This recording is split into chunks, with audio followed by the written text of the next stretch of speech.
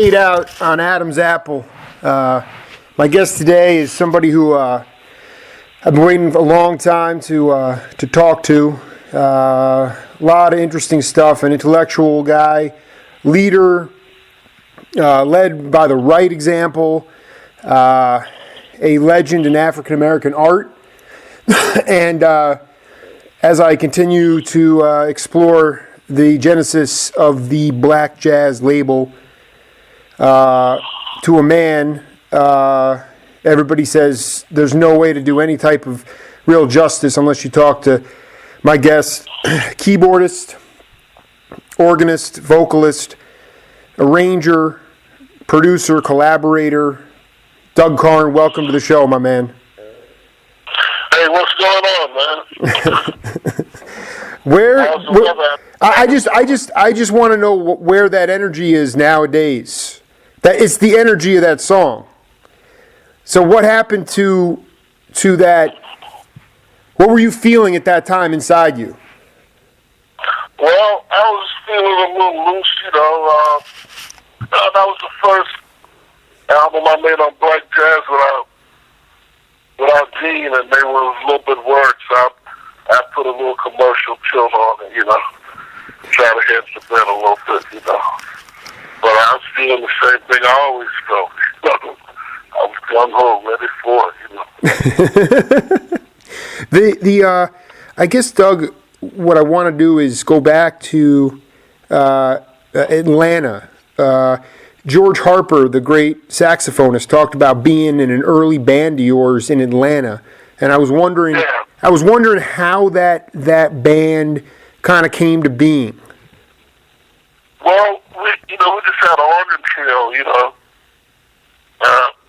He was the baddest tenor player in town, so I found the baddest drummer, and we went to work, you know. And after I started getting control of the town, and then we read Gene, and she sang very well and had enough chops and range that we could do things out of the ordinary, you know. So, you know, shortly after that, we added her to the band, you know. Were you doing anything growing up? You played an acoustic piano. Yeah, I played acoustic piano. I played whatever I could get my hands on. You know, I started playing organ about 13. You know, my mom was organist at the church and piano teacher and all that public school music, but she wouldn't let me play the organ until I was big enough and my legs were long enough to reach the bass pedal. Mm-hmm. And so, yeah, I played alto sax too. And I went to college on an oboe scholarship. But mostly, I guess the organ was my meat and potatoes, you know. That band with. I jumped on them too, you know. So you played a wide variety of instruments, but what was the atmosphere like in Atlanta, and what kind of clubs were you playing at? Were you playing at, would they put you in like traditional like soul R&B clubs, or would you actually go to jazz clubs or anything like that? Jazz club, but they were in the hood, you know. But it was a fabulous hood, you know. It wasn't a chitlin circuit hood, man. It was a really nice club. They had nice equipment. They had sound systems. They had organs. They had nice steinways. Atlanta was pretty sophisticated, you know, as a big city and as a black community, you know, and a lot of educated people there. And, you know, they had the chip joints, too, on the outskirts of town, but within the city confines, they had some of the finest places in the world, you know. I like the. I talked to a pianist, Mike Longo, who went on the chitlin circuit, and I've never heard anybody refer to it, but that was like the in Florida, and I guess that was when you say chitlin, you mean that was the fringe. Yeah. But I mean, it was overly stated. Actually, some of the places were fairly decent, you know, and then some of them were dives, you know, but some of them were fairly decent, you know, because during that time, I mean, I take you back further A lot of people don't realize that at the turn of the century, when I say turn of the century, I mean 1900, there were more literate black people per capita than white people in the United States of America. Right. Because trying to overcome the legacy of slavery, a lot of black people went out of their way, to be correct, Even when my mother went to high school, you had to take Latin in order to graduate from high school, back in the 30s, when she was going, the late 30s, I guess, when she was going to high school. My grandmother knew more about French history and Russian history than she knew about what was going on in Africa, I mean, they just went to a great extent to be quote-unquote proper, And so, shortly up until the time of integration, African Americans had some pretty refined institutions in certain areas of cultural and political and religious endeavors, I guess. But do you relate that to? I think of two things. Tell me if I'm wrong. I think of the black family was a nuclear black family at that time because the husband was there. He was present in the households, and education was valued, and the church was used in a very productive way as well. I mean, the point is that education was a way to the future. It wasn't demonized. Oh no! It was, and also too, it wasn't commercialized either. Right. I look at a lot of things and programs that they going on. Says, yeah, I'm going to finish college. I'm going to college. And they seem to have that as a goal, just a goal within itself. That will make everything okay. Mm-hmm. But see, when we came on going to college was to be enlightened and educated, so you'd be a more intelligent, well-rounded, illuminated human being, not that you'd be in a position to make more money or specific money, Now, people who want to be lawyers or accountants, or engineers, of course they went to certain kind of specialized training, But now, they just say, look, let's just go to college, and then everything will be all right because you got education, man. But all them people on Wall Street just got us messed up, got education, No, and you just nailed it. It's the humanities versus the greed of money. The idea of saying, right?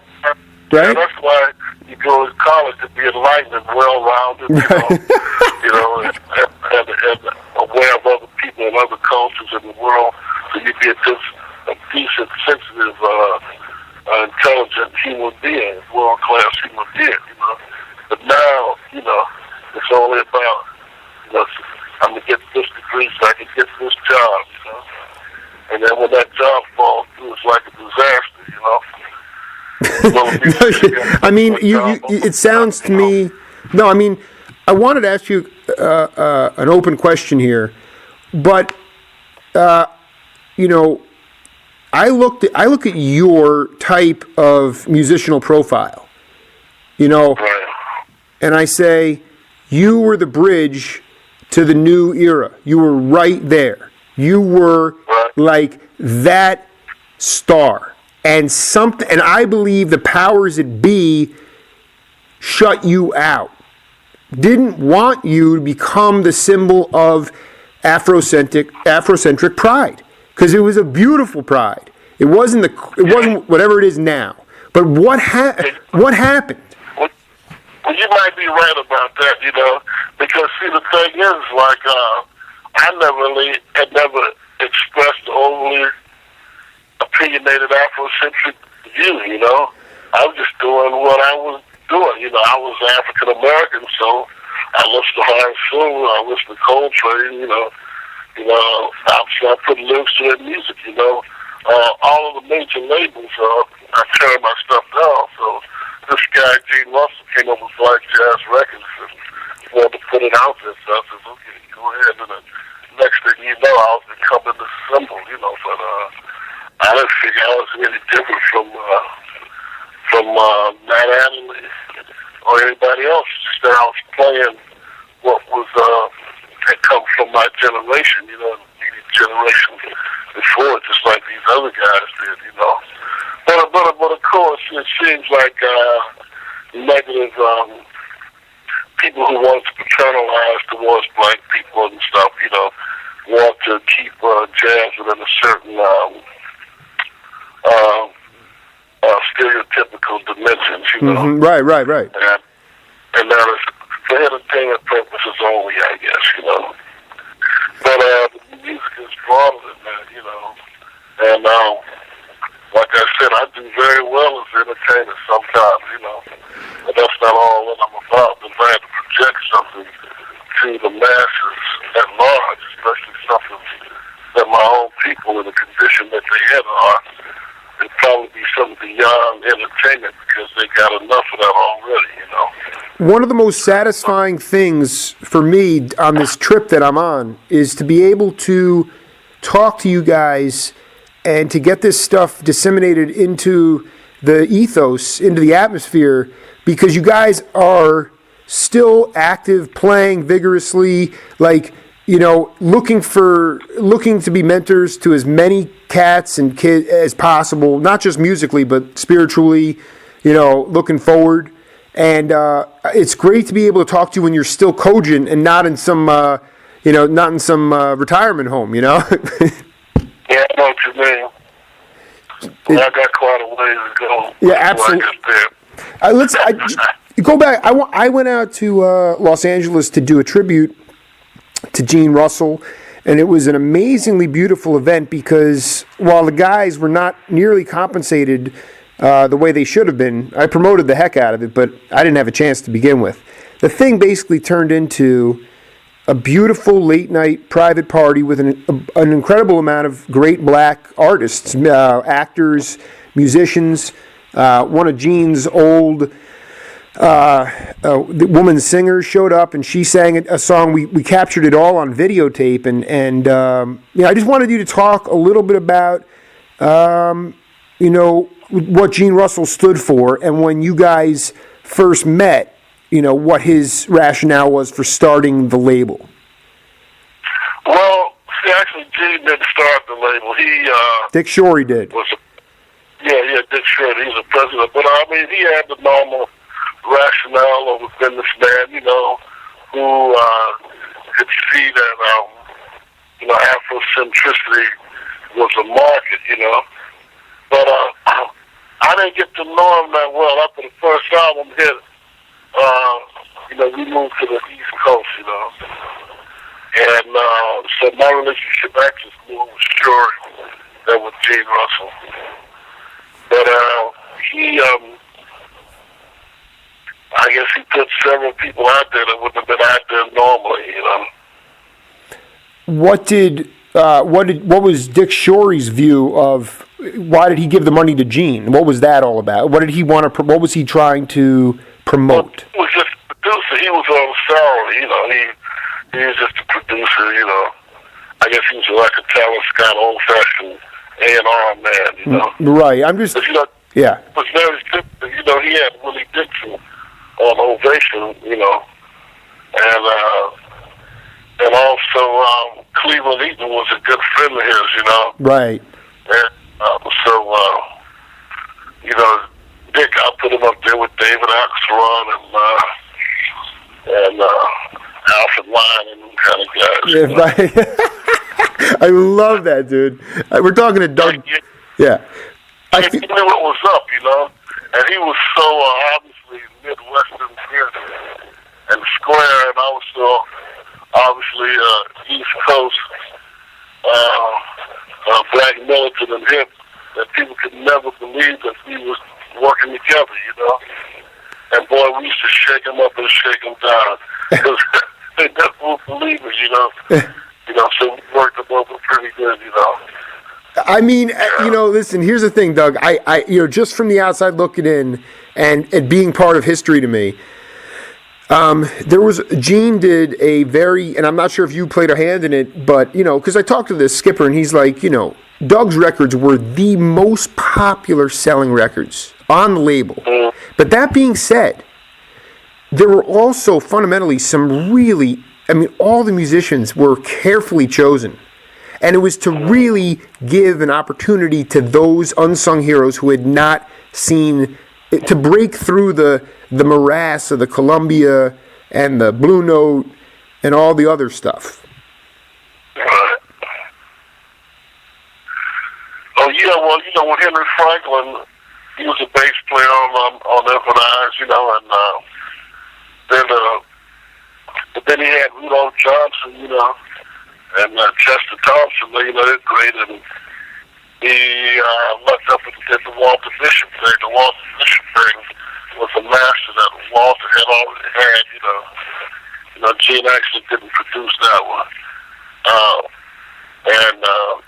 But yeah, it was a good outlet, But I think part of the problem is that people just didn't want to say, establishment just didn't want to say that jazz was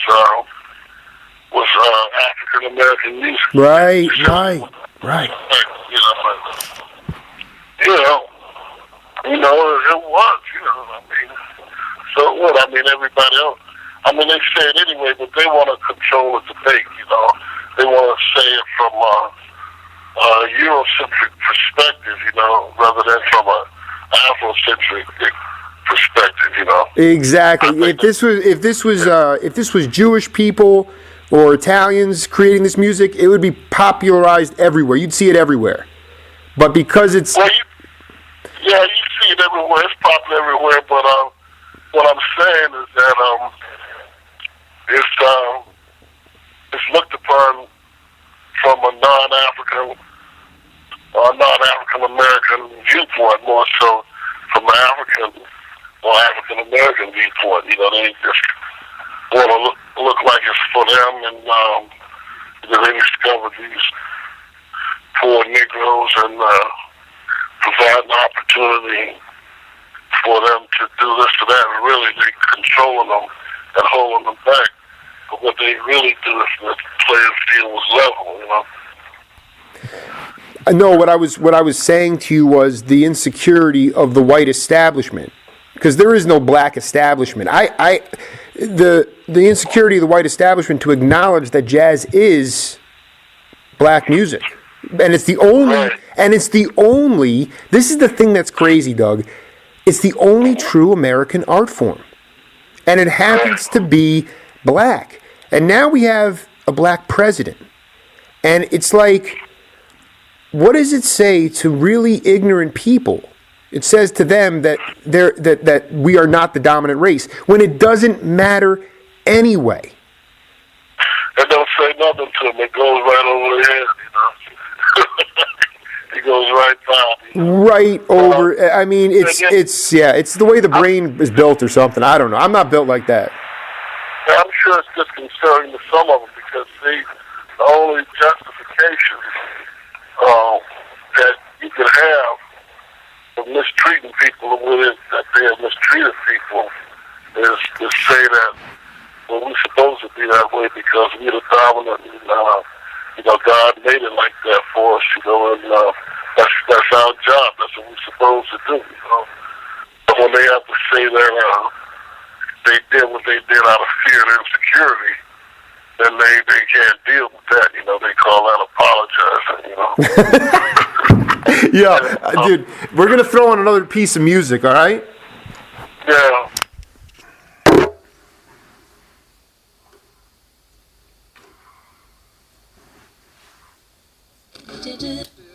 There with the eagles be gathered together.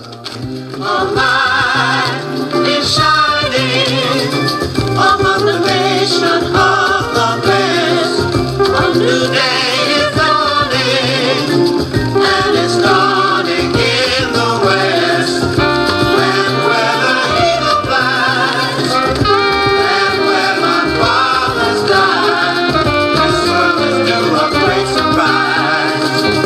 But on the western sunlight, western sunlight.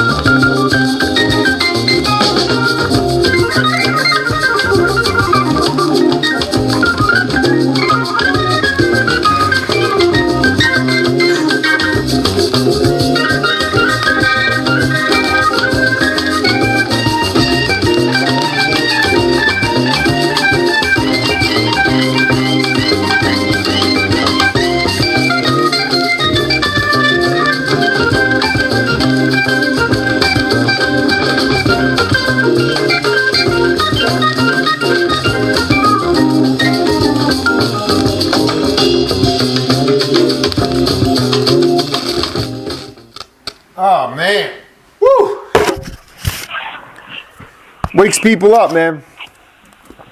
Oh yeah, that's some good stuff. You know, I mean, talk a little bit about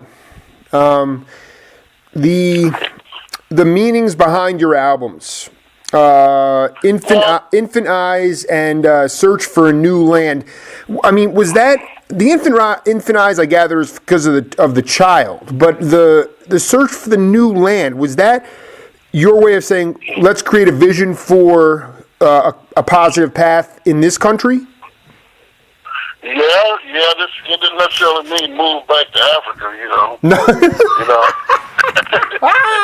Oh my God, dude. And then it didn't have to mean physical land at all, you know. Basically, it was based on the title, the Lee Morgan song he had named "Search for the New Land," you know. Right. So I wrote lyrics to that. Then I had an original named "My Spirit," so I just said "Spirit of the New Land," you know. But it's basically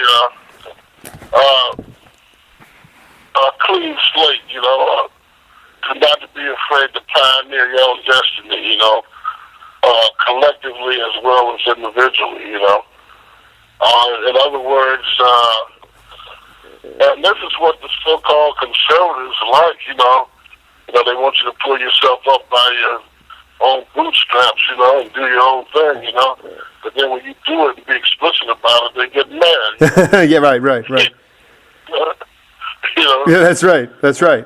Yeah, But see, Doug, this is what I'm saying. Like for development, you know, and that we don't have to be overly concerned about the value of existing institutions, but we're free to create new institutions every day. You know, it's a wide open field of play. You just go for yourself and believe in what you're doing. You know. Oh, absolutely, man. And I'll tell you, you came from in Atlanta, the hotbed of real, solid yeoman civil rights movement, strong. And when you were growing up, it gave. I'm curious, how did you guys have that flexibility in the system to be able to create art like as in your face as you did? And how have we gotten so politically correct? We stayed busy, man. We stayed busy. As a child, man, I never felt deprived. I wondered why white people had more than what we had. I didn't know they had more. Except for what I see on TV. I guess I was fortunate that my parents. In the educational system and all that, because other people's parents who worked for rich white people and cleaned up in their houses and stuff, they could experience something to be jealous about, maybe, Mm-hmm. But we didn't ever see that. I didn't know we was poor, man. When I was about 35 years old, when I came home and visited, I said, the rooms in this house kind of small, But I mean, how can you be poor and have a 4-point average, Right. I mean, So, yeah, sure, man. We stayed busy, between fishing and playing music. And what a little interest I had in sports, man. I didn't have time to do nothing but create. Can you talk about like the South? There's some serious cats. I know a guy, 2 tours in Vietnam from Savannah, always crushing blue crab, and Big Black. I'm going to interview him very soon. From Savannah originally, was in South Carolina, and then you guys talk a little bit about the brethren down there growing up, the kind of fearless. Where did those fearless qualities come into play? Just from life experience, or because it seemed like a lot of heady musicians came out of that boogie down there. Well, yeah, because you had to be fearless, or either stay in the house, you know. Mm-hmm. Because, you know, in the South, you know, you had, and to some degree other places too, you had that other element, you know, that, you know, you would have to be cautious of and fearful of, you know. One of my boys, you know, he was in the cars, and when they were 17 years old, you know, they had figured out how to soup up their cars so they could outrun the police, because if the police would catch them, they would beat them up, you know. So, and they couldn't do nothing about it, so they just figured out how to outrun them, you know. So, in a way, it made them smarter, you know. But, yeah, you had to have courage, you know.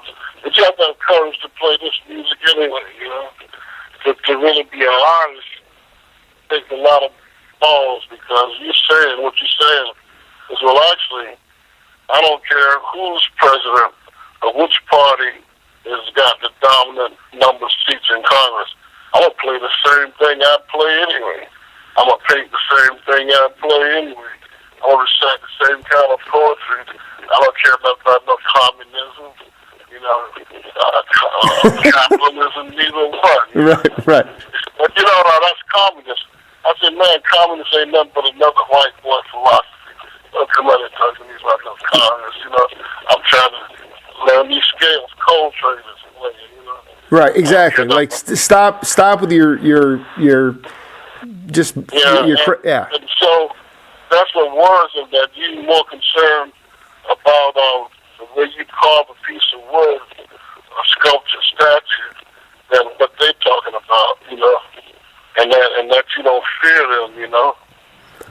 You know, but how do you you said something really earlier that was really fascinating about essentially the black youth today doesn't know it. They're being held down, but they don't know it.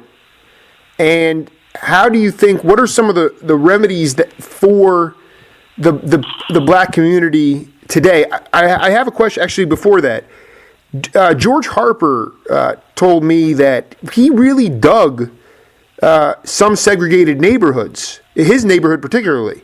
He knew what bus stop.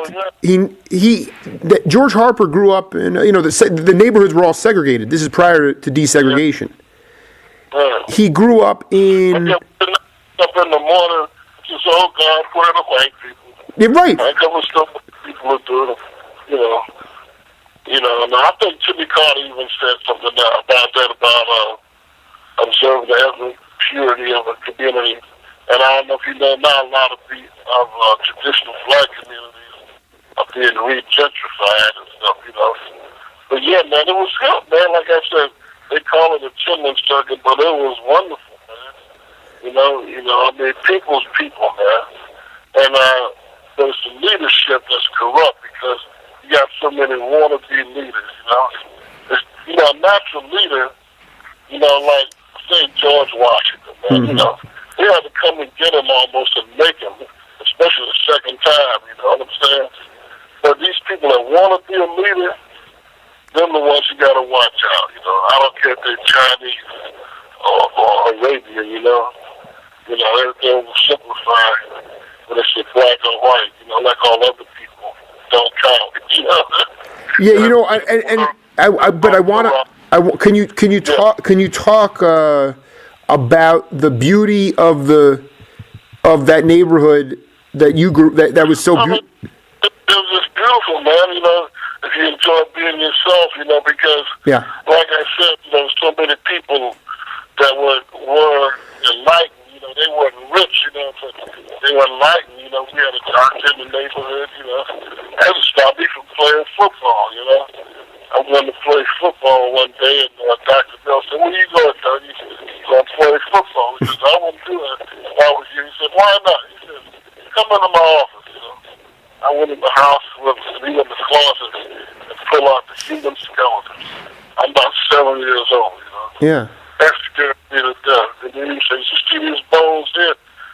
That's your backbone and your vertebrae. One of them get out of line, you be in a wheelchair for the rest of your life."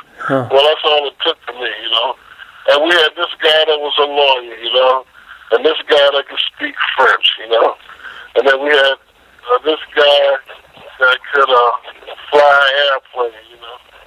And, you know, I mean, then we had this other guy that had a telescope that could show you Mars, you know. And so, I mean, it was enough, you know. It was enough, you know, and you know, it was satisfying growing up, you know. We had relationships with certain white people, you know, or certain any kind of people that you naturally come in contact with, you know. But yeah, man, you know, a lot of it was real groovy, you know, and then you know, all of the African American school teachers would kind of move into the same neighborhood, you know. And so then, you know, every other house, somebody got a bachelor or master's degree, you know. You ain't gonna be hurting too much for enlightenment, you know. Right. No, it's dude. Doug Carn is on fire, man. This is fantastic. This is great for history. No, the Jimmy Carter thing is really interesting to me. The ethnic purity of the ethnic purity of the neighborhood is paramount. Yeah, that's what he started to suppose people somewhere. He was somewhere, you know.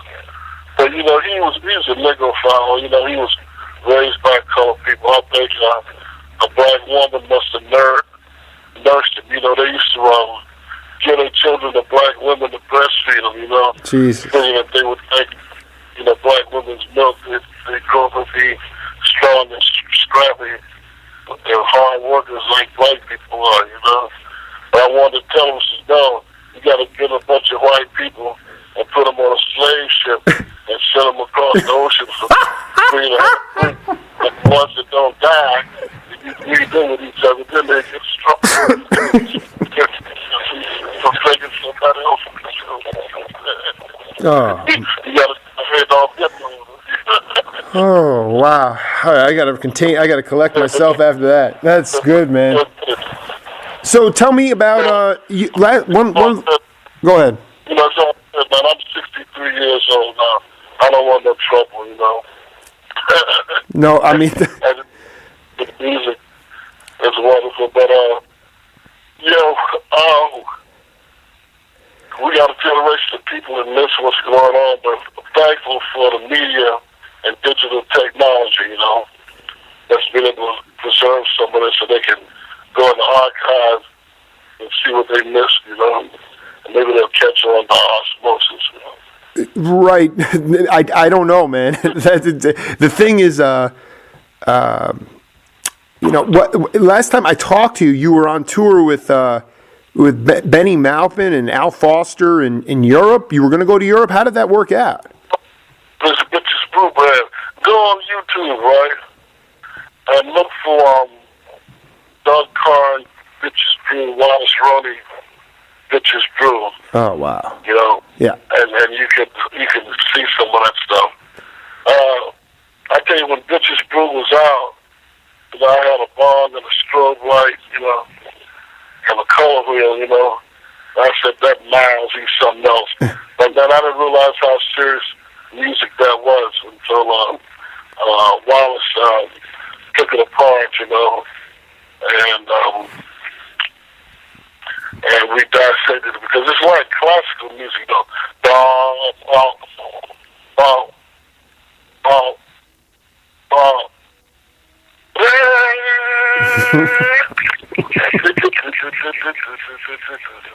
You know, it's just electric, you know. It was like playing Beethoven's Fifth Symphony or something with guitar, bass, and drums, you know.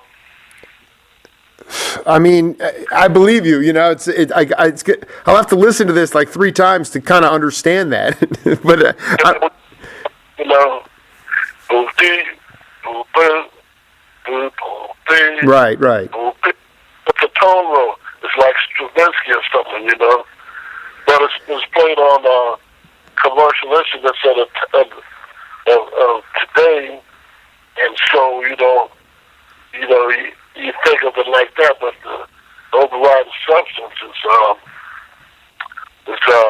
classical in nature almost, you know, like that Spanish key it's the same thing over and over, but so's Ravel's Bolero, you know. You know, you just said something very interesting. Modern equipment. Yeah. That the way things sound on modern equipment. That there's something like when we played Adam's Apple. Like the reason I played it all the way through, I wanted to get that ridiculous keyboard solo you got in there. It was just so hot. And and that sound was a warm sound. I don't feel them. Whatever it is, I don't know if it's the perfection of the digitization of the music through the way they're processing it or the recording. Obviously, I mean, I'm a big vinyl guy to begin with, but you know, there was those instruments in the early '70s were electric. Why is there no appeal to go back to those sounds, or at least some hybrid? You know. Well, those people with a classical background, mostly you had to have that. They had the intelligence enough to play them, you know? Right. Right. And so you automatically took an artistic approach to it, you know? And, but with me, it's a couple of secrets that I don't care to give away. Don't do it. No. I dig. You got to keep secrets, man. I probably book, you know, just knowing how to use them and certain things about them. No, I feel you. Things like vital speed and stuff, you know. You can create a bigger wave, you know. But when you this is so. When you went to the East Coast, you were with Gene. Did you guys? Who did you collaborate with when you got over there? Well, we had Alphonse Luzon for a while. And then we got Buster Williams, Charles Collins, Renee McLean, Jackie McLean's son, Olu Dara, and Nathan Pace, the guitar player. We had been together before when he was playing with Jimmy Smith when I first went to Atlanta. Mm-hmm. Because I would get help from Donald Bailey and go to Half Hours gigs with Jimmy. Got fixed with his regular gig, you know. They would play from like 10 to 2, and then I had a Half Hours gig from 2 to 6 on Friday and Saturday nights, man. And I didn't know that I was paying more than Jimmy was paying us. You know? The guy was giving me $500, you know, for the After Hours joint. So I took 2 and gave them a bill and a half a piece. But Jimmy was only paying him $1.25 a night. You know? Wow. Yeah. Wow. Wait, you were playing till 2 to 6 in the morning? Yeah. Oh, that's awesome. I see the clubs. See, that is, the clubs were staying open later, man. I mean, people were definitely, there was a lot of drugs. I get it. Drugs were, people were. You know? What's that? This is a speakeasy. Yeah. This is like a game joint. It was right across the street from the main jazz club, you know, in the back. But how it was, it made it. Wait. What was the name of the speakeasy? The guy's name was Buddy Gloss. Dude, this is the research to go back to the indigenous root, man. The real root, you know? Yeah, but I mean, it was nice in there, man. You know, he was kind of like driving gangster like most of them was, you know. And whatever the problem was with the police department, he had resolved it, you know. He never had any trouble. There never was any shooting, any arguments, you know, any fights, you know. People would come to play music, and he didn't mind if we stretched out. And we played 2 tunes a set. It didn't matter to him. And he knew we were some serious people, and he knew who I was, and he certainly knew that he had the same side man that Jimmy Smith had in the top club in town right across the street. So I didn't have to look for him for my bread either, you know. The gig was over, he was right there with our money in his hand, you know. And Nathan Page was playing some very hip stuff, you know. And so when I came on the East Coast, he left his gig with Roberta Flack to play with me, you know. Mm-hmm. I said, man, I can't do like Roberta Flack, you know. He says, yes, you can. I said, well, how are we going to rehearse? He's in D.C., I'm in New York. He says, man, Eastern Airlines got a shuttle. Every hour on hour, fly to New York, it don't cost $50. I said, man, I ain't got no $50. He said, yes, you do. So, you know, Wow. so it worked beautifully. You know? Really, really nice.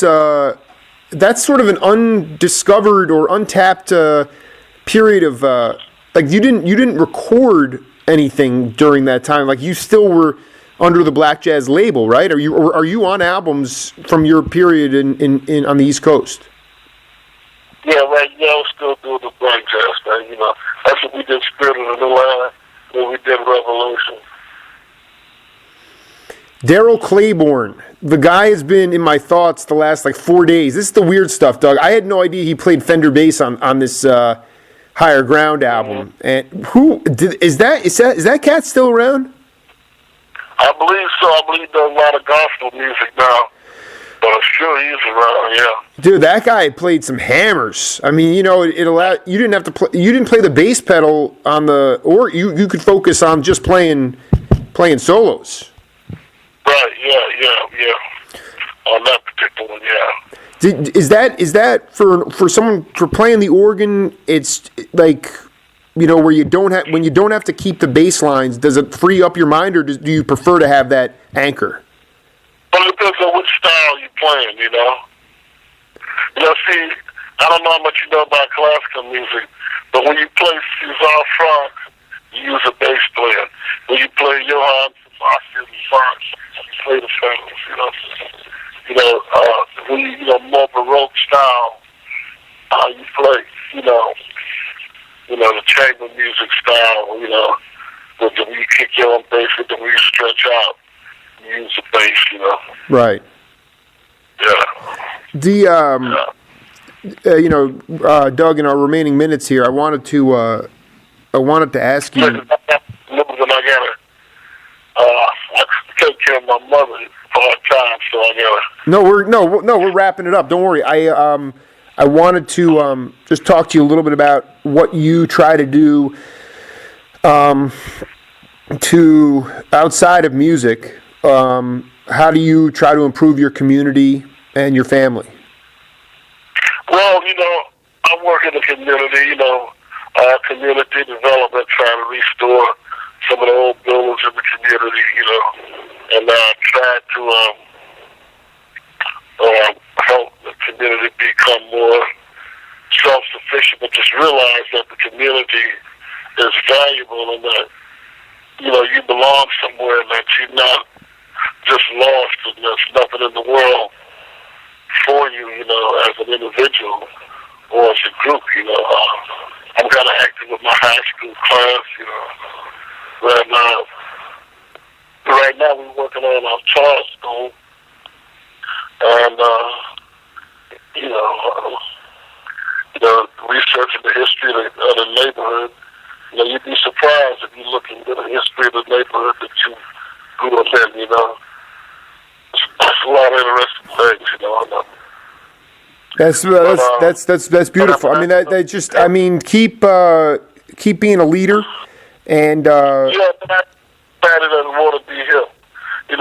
Being hip is good, but it pays to be just a little square. Because, no, hold on. Yeah, okay. So you've tempered yourself in these as you get into your older years. Plan a diary, Right. Read a book, kids. It ain't got to be all that all the time. To get you tempered. Because don't get too far away from people just because you're blessed to be in advance in certain categories. Kind of stay kind of close to the ground. You'd be a better person for it. Amen. Doug Carn, hang on the phone. Thank you so much. It was great to talk to you. Yeah, we've been trying to hook up for a long time. So I said, let me go ahead and talk to my man. But, there's plenty, there's no end to it, man. They coming from everywhere, so we ain't seen nothing.